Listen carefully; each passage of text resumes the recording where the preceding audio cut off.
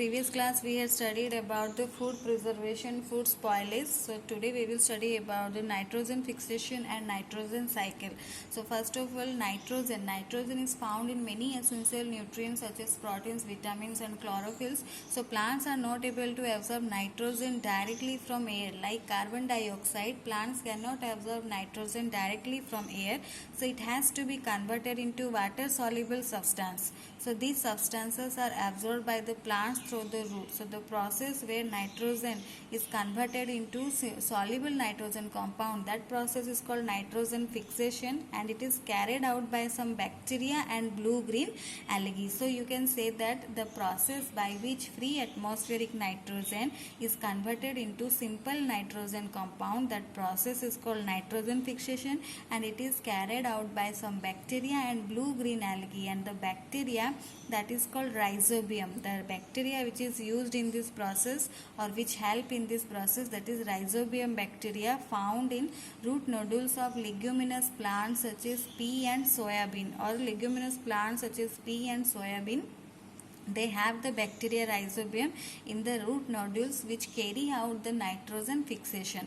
They absorb the nitrogen through the lightning also. Sometimes through the lightning also some of the nitrogen come to the ground, or blue-green algae and the bacteria help in the absorption of nitrogen. So after that they convert the nitrogen gas into nitrate compounds. So they convert here nitrogen fixing bacteria, they bring the atmospheric nitrogen gas and they convert them into nitrate compounds. So ammonia and nitrate compounds, plant use of these compounds for their growth. So plants are using for their growth, they are getting through the roots, they are taking and using them for their growth. So from plants these compounds are transferred to herbivores. When herbivores are eating the plants, herbivores are getting the compounds, and then from the herbivores it is transferred to the carnivorous.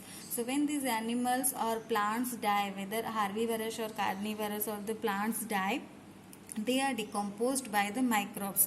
So the proteins and other nitrogen compounds are broken down into simple nitrogen compounds such as nitrates, ammonia and urea.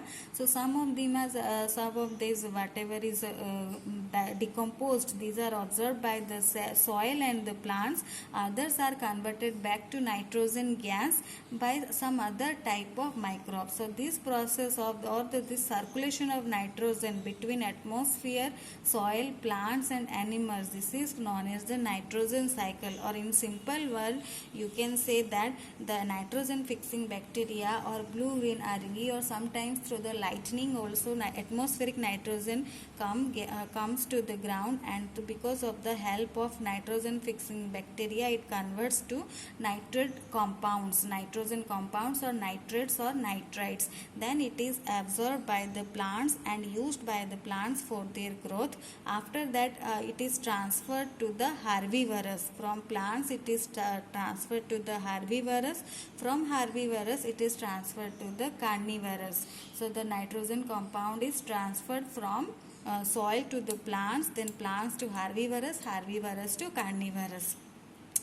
When herbivorous or carnivorous or the plants die, they are decomposed by the microbes, and again after decomposing the compounds are broken down into simple nitrogen compounds such as nitrates, urea and ammonia. So some of these are absorbed by soil and plants, and others are again converted to nitrogen gas by another type of the microbe, and it goes back to the atmosphere.